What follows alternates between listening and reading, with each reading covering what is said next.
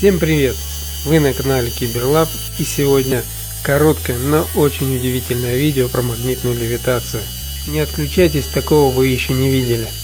Для создания этого эффекта мне понадобится гравировальная машинка, несколько неодимовых магнитов и эпоксидный клей двухкомпонентный.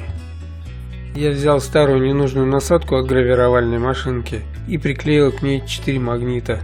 Полюса магнитов я расположил так же, как указано на изображении.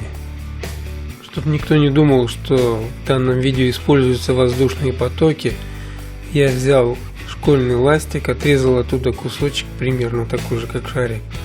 И вы можете наблюдать, что никакого воздушного потока нет.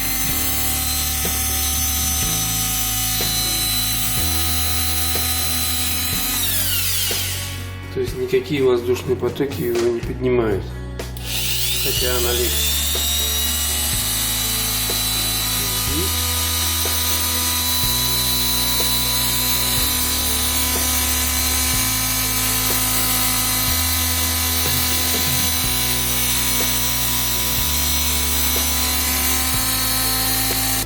Я думаю, что найдутся такие, которые скажут, что это такой же эффект, как и магнитный волчок.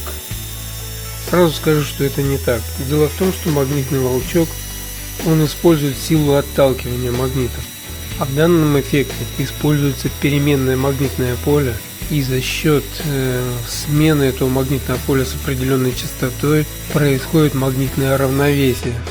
Я думаю, вы заметили, что повышение оборотов влияет на расстояние между магнитами. Чем выше оборотов, тем меньше расстояние. Чем ниже оборотов, тем расстояние начинает увеличиваться. При увеличении размеров магнитов расстояние между ними тоже будет увеличиваться. К сожалению, у меня нет магнитов большого размера, чтобы получить более впечатляющие результаты, но я обещаю, в будущем повторю этот же эксперимент, только на электромагнитах. Если все получится, я его обязательно выложу.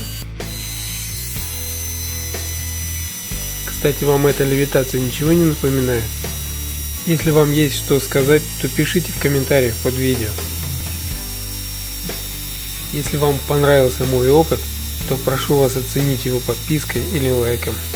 На этом я хочу сказать всем пока, ждите новых видео.